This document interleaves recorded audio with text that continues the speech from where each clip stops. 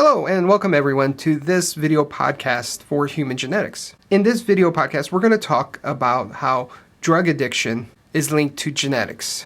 This is a nice transition from our previous podcasts on multifactorial traits because behaviors are largely thought to be multifactorial traits. That is, they are known to involve several genes and an environmental stimulus. Okay, let's go ahead and get started.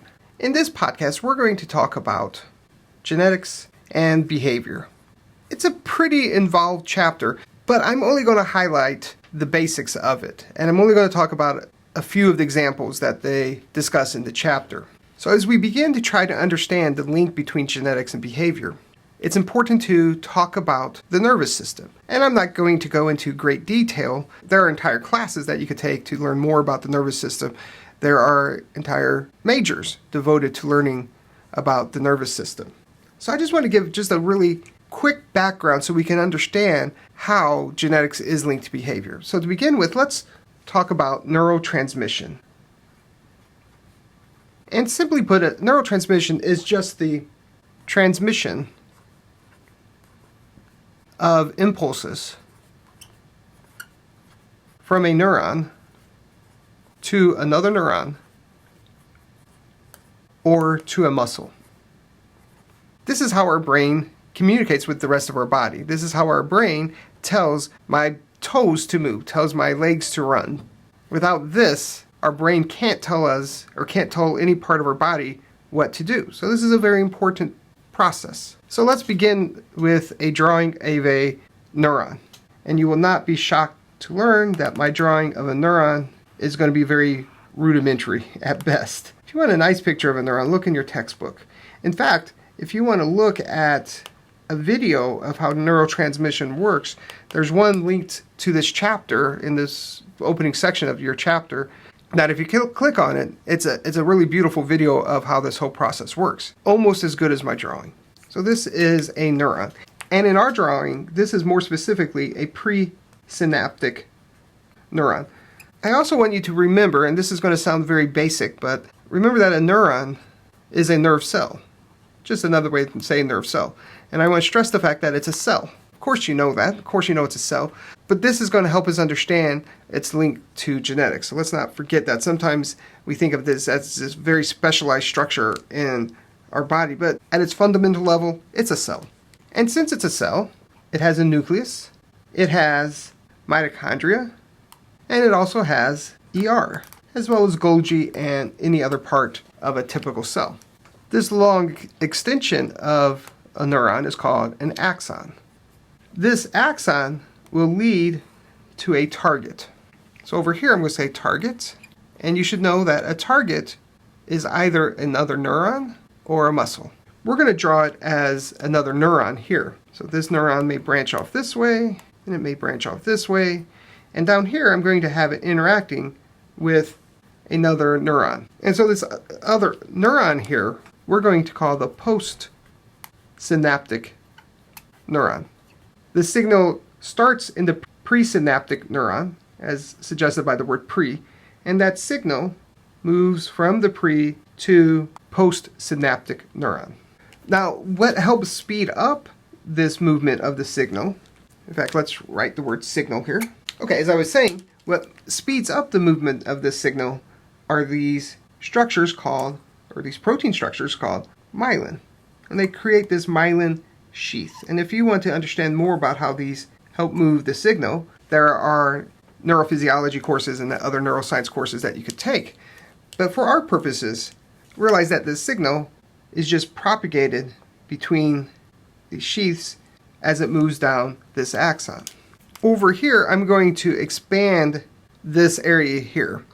So to orient you, this is our presynaptic neuron, and this is our postsynaptic neuron. I want to draw that just a little bit bigger. All right, so what happens here is we have various neurotransmitters. So over here, I'm going to put NT equals neurotransmitter. These can be various proteins that are made in the nucleus that are then sent down the axon to the target. These neurotransmitters are taken from this cell into the host cell through a process called endocytosis. I'm not going to ask you about endocytosis on the exam, but for those of you who remember it from a previous biology course, it might help you understand it a little bit more. Now, these neurotransmitters, now I'm just going to show them as little dots here, will enter this area here. And this area is called the synapse, the area between these two neurons. These neurotransmitters now, they can be taken into this postsynaptic neuron through these receptors. And they have very specific names to them, but for now we're just going to call them receptors. Now, as a mechanism to control how much signal gets passed on, it's important that the presynaptic neuron has what we call reuptake transporters, which are proteins.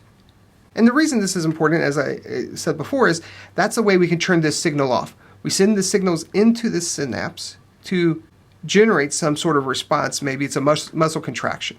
But when we want that muscle to stop contracting, or we want that signal for whatever reason to not be moved anymore, these neurotransmitters have to be taken back up into this cell through this reuptake transporter.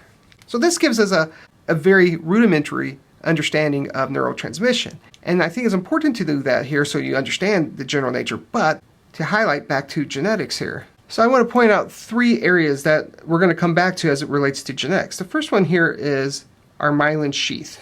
So let's just find a place here. I'm going to make numbers here, a list here. 1 is myelin. 2, over here are neurotransmitters. So 2 neurotransmitters. And 3 are going to be these receptors. And then 4 are the reuptake transporters. I'm just going to write reuptake. And the reason I want to point these 4 things out is because these are all proteins. And as such, they are coded by a gene in the nucleus. That gene in the nucleus makes the protein. It makes the myelin protein. It makes the neurotransmitter. It makes the receptor. It makes the reuptake transporter. Therefore, if there are any mutations in those genes that make these 4 products, that can lead to an altered behavior. If there are no mutations in these 4 proteins, then behavior will be of an average nature. Now I would like to talk a little bit about how different behaviors can be affected when one of these isn't working properly. So I'm going to talk about some behaviors and their links to genetics. As I mentioned in the opening, your book goes into great detail about several traits or disorders. The ones that they talk about that I'm not covering, sleep abnormalities, intelligence, and schizophrenia, are very interesting. And I would encourage you to read them for your own interest, but they won't appear on a quiz or on an exam, so you don't need to know them. And so what we're going to cover is, first, drug addiction, depression, and autism. So let's begin our discussion on drug addiction. This is an important behavior for us to understand better and for us to cover here in this class because it's an increasing problem in our country. And the more we understand about it at the genetics level, allows us to not only understand this behavior a little bit better, but also to find ways to treat it. I don't know about everyone listening to this, but I know I've known people who have been addicted to drugs. And it's interesting to think about how sometimes some people are able to quickly stop using certain drugs because of some kind of incident. Maybe they're diagnosed with cancer.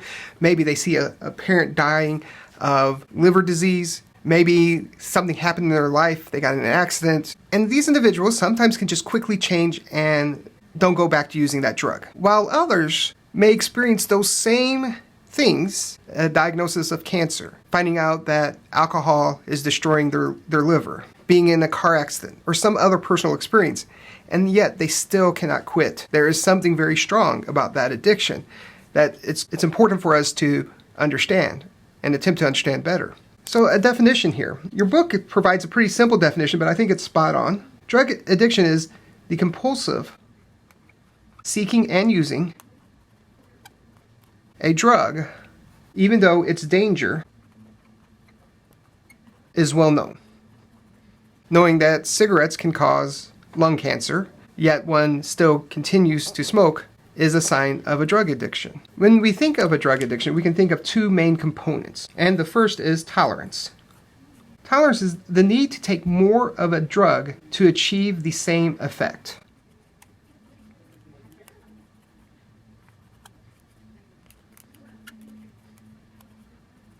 The second is dependence.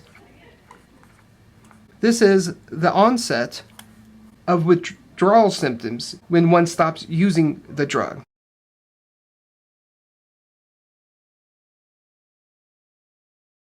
Now, these two together make it extremely difficult to quit a drug once you're addicted to it. And sometimes they make it possible to become addicted to that drug pretty quickly.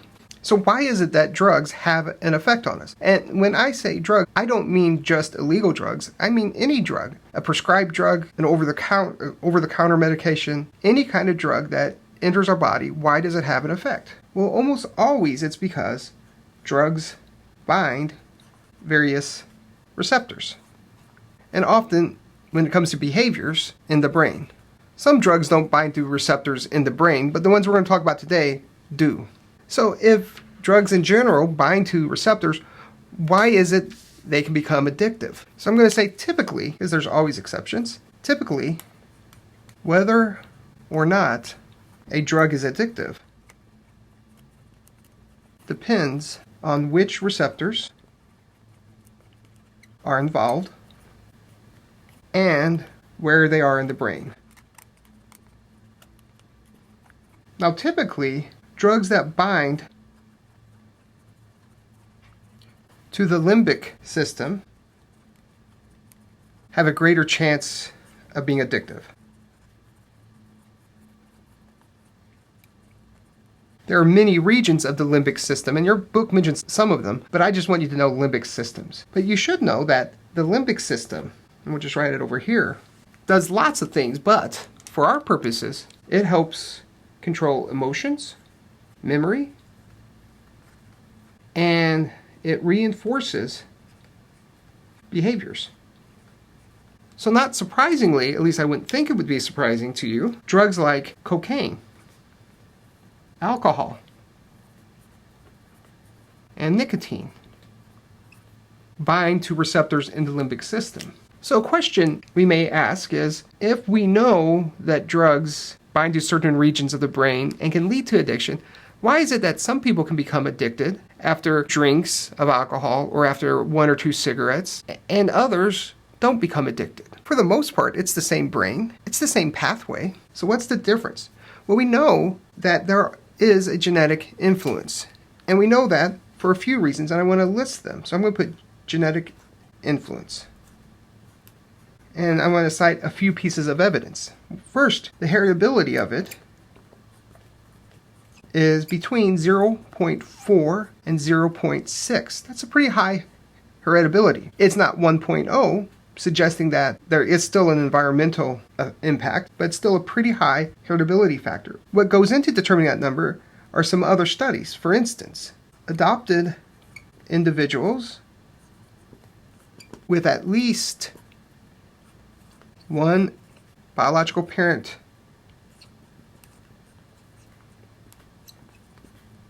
who is addicted will have a 2 to 3 times risk of being addicted to drugs.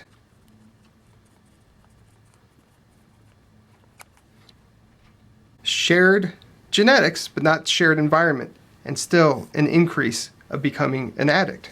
In addition, twin studies show that concordance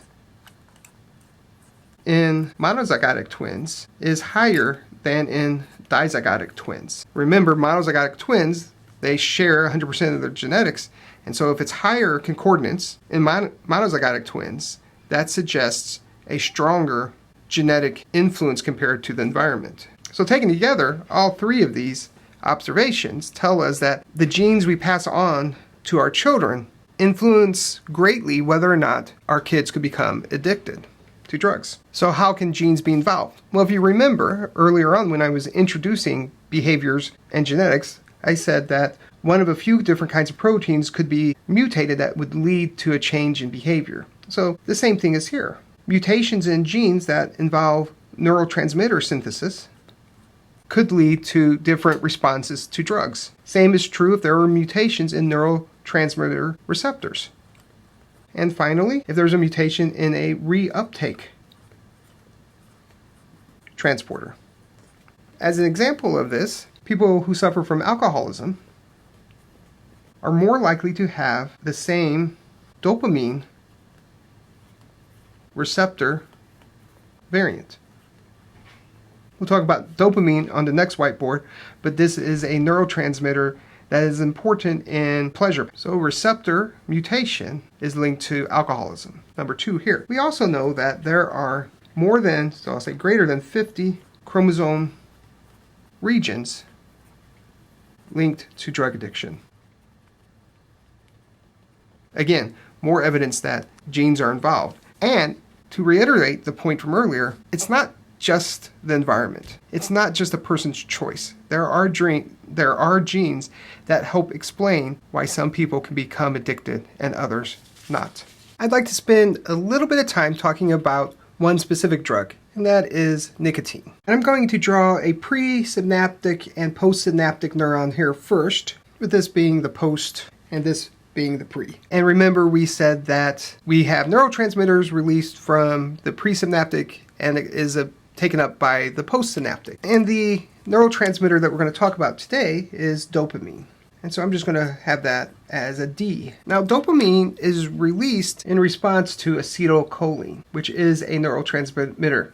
Acetylcholine, which I'm just going to write as AC here, binds to a receptor that causes a signaling pathway to release dopamine into the synapse. Dopamine is then taken up by receptors on the postsynaptic neuron.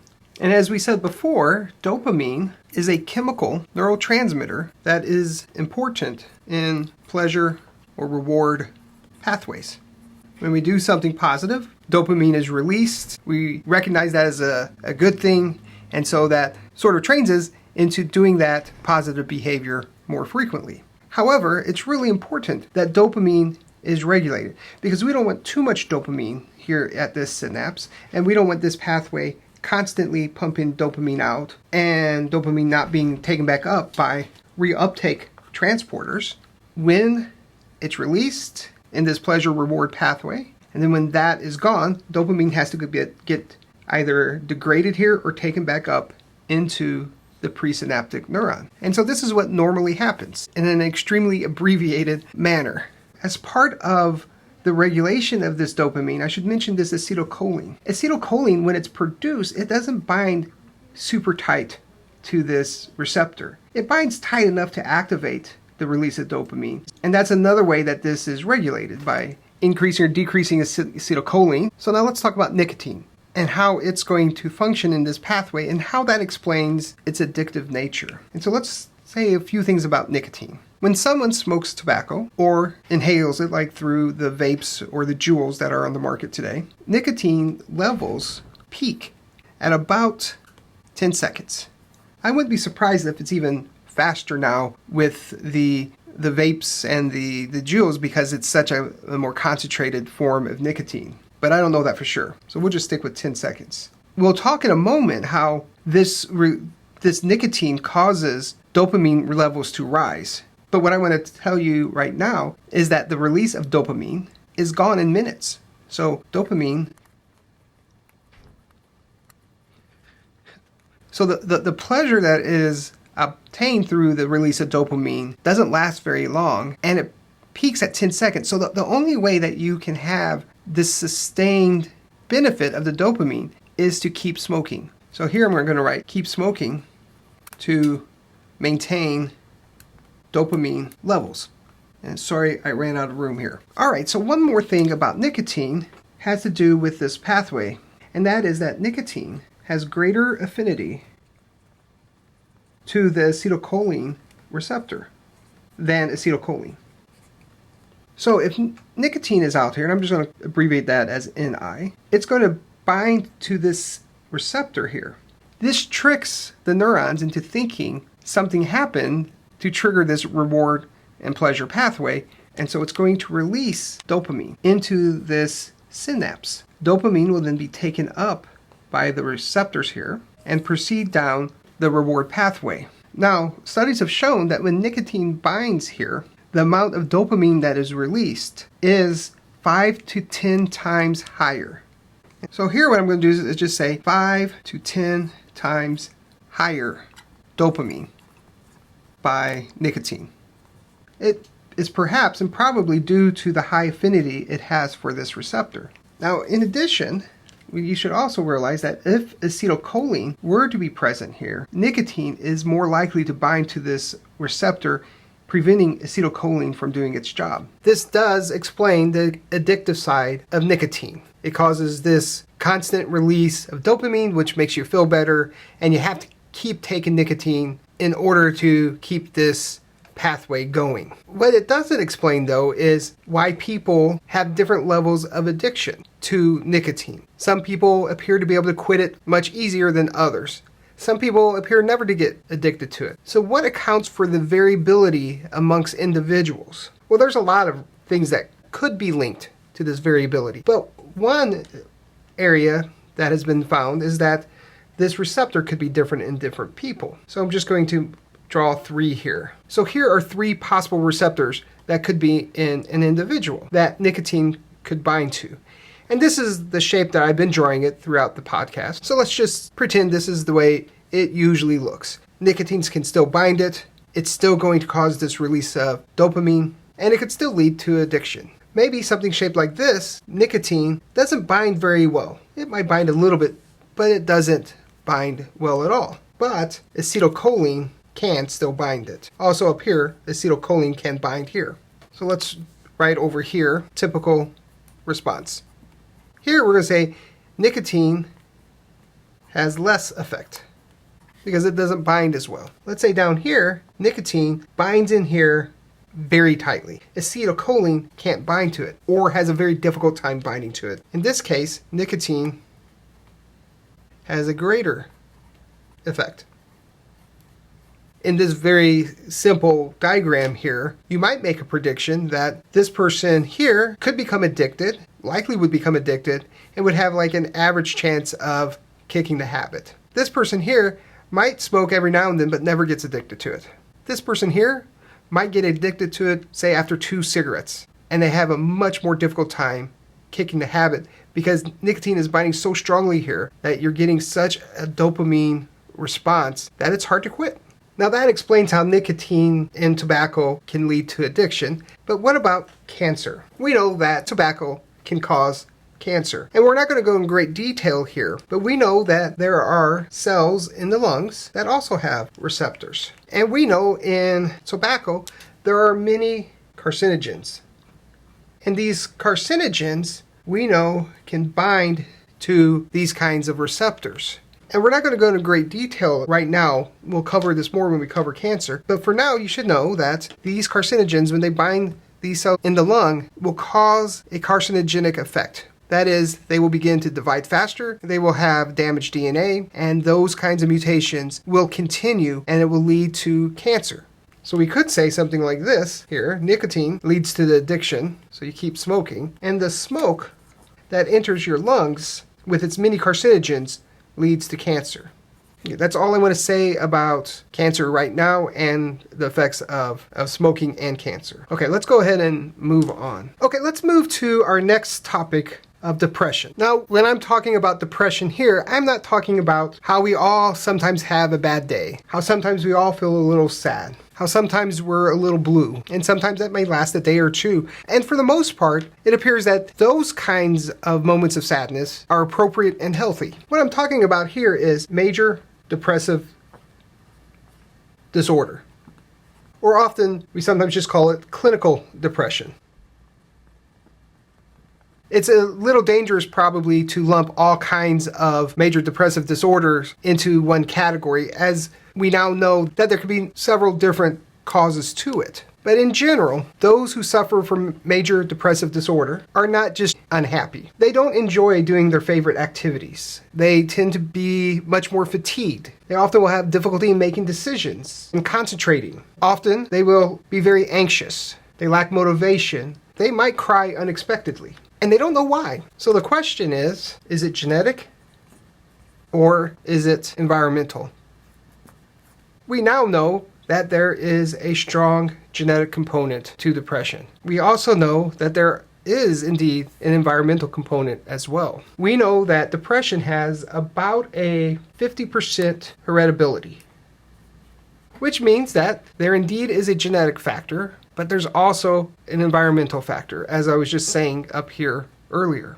It's about equal of both. In support of a genetic component, we know that first-degree relatives increases the risk factor for depression. And without going into great detail, studies using adoption and twins support this 50% heritability, meaning they support both a genetic and an environmental influence in causing depression. Let's talk about one cause of depression, and it's one that we know quite a bit about. So here's our presynaptic neuron, and here's our postsynaptic neuron. With depression, I'm going to introduce a new neurotransmitter to you, and this neurotransmitter is called serotonin.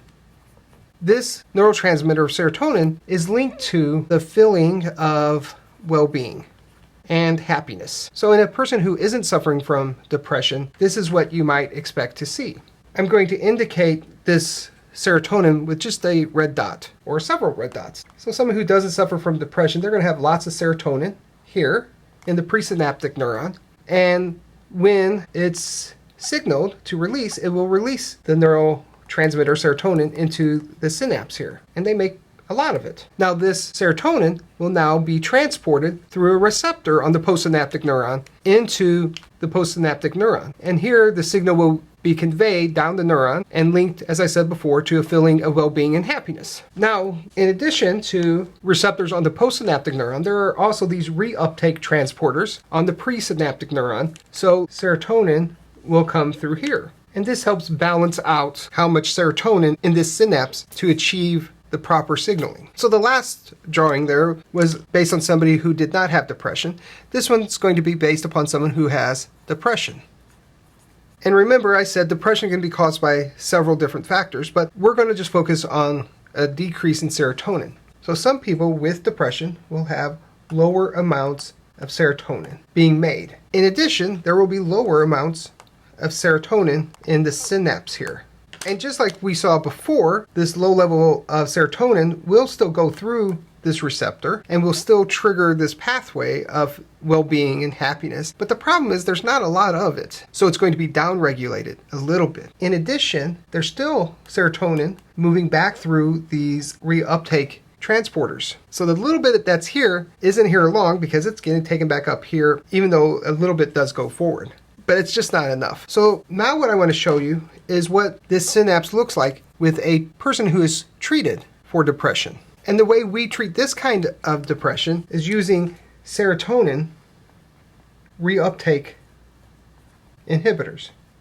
So in a person who has depression, remember, they make less serotonin in the synapse, and less moves forward and some moves back. These serotonin reuptake inhibitors, however, they block that reuptake transporter, meaning that any serotonin that reaches the synapse is much more likely to move forward because they're inhibited from moving back. We don't make more serotonin in this synapse. Rather, we make all the serotonin that is here available for the sense of well-being and happiness pathway. Again, this is one form of depression and one way to treat it. And it's a very effective way if the reason you have depression is because of a lack of serotonin. Again, it's a multifactorial trait, so this only treats the biological aspect of it. If there are other environmental causes of the depression, that has to be treated in a different way. Okay, let's go ahead and begin our last topic for genetics and behavior, and that is autism. Autism was first written about in a medical journal in 1943. Certainly before 1943, people had autism, it just wasn't reported. Autism is a disorder with impaired socialization and communication skills. Symptoms often will occur before the age of 3. They don't have to, but they often do. We know it affects both boys and girls, though more boys are affected than girls. Often, autism is referred to as an autism spectrum disorder. And that's because autism doesn't affect everyone the same way. So they will have variable amounts of intellectual disabilities. Some who lose the ability to speak and to communicate, and others who maybe have very little, if any, intellectual disability, but are just socially impaired. Your book lists many of the different kinds of behaviors associated with individuals with autism. I'm not going to list them here, and I'm not going to ask you to list them on an exam, but you can certainly look in the book if you're curious. So, what causes autism? We're still trying to figure this out, and we don't know all of the causes of autism. But what we do know is there are at least 30 genes and variants of those genes linked to autism. It doesn't mean everyone with autism has a mutation in all 30 of those genes. It just means that there are variations in some of these genes with people with autism. And maybe that leads to this wide spectrum that we see, because there's so many genes that could be mutated that could lead to autism. Interestingly, autism has a very high heritability of about 0.9. So it's not 1.0, so it's not 100% linked to a genetic cause. There are some environmental links to it. To make sure it's clear, those environmental links do not include vaccinating children against easily curable diseases. But what we do know is that there are many genes linked to autism. I do want you to know 2 of these genes. And so let's draw for the last time our famous pre- and postsynaptic neurons. And I'm going to introduce another neurotransmitter called glutamate. This is a chemical neurotransmitter, and it's important in sending signals between nerve cells. It's also been linked to learning and memory. The 2 genes that are involved code for 2 proteins, and the first one is called neurexin. And it's found in the presynaptic neuron, and I'm going to identify it like this in the drawing. And the other one is neuroligands, and I'm going to signify that with this symbol. And what these 2 proteins do is they span the membrane and they interact with each other. So these 2 on the presynaptic neuron, and then this one here on the postsynaptic neuron. And by tethering to each other like this, they hold the 2 neurons in close approximation, which allows for glutamate, which I'm just going to put as a G, to move through here in an efficient manner. How these are changed in individuals with autism is as follows. The proteins are still made, but they're misfolded in such a way that they don't interact well with each other. And by not interacting well with each other, they don't tether the 2 neurons, the pre and the postsynaptic, close to each other. By doing so, that glutamate neurotransmitter does not move across here as efficiently. It still can move across, but it makes that signal transmission much less efficient. How that leads to the individual symptoms of autism, they're still investigating that, but there's a clear correlation with some individuals with autism and mutations in these genes. Well, that ends this podcast on genetics and behavior. If you have any questions at all over this material, please let me know. If not, I'll see you on the next podcast. Bye for now.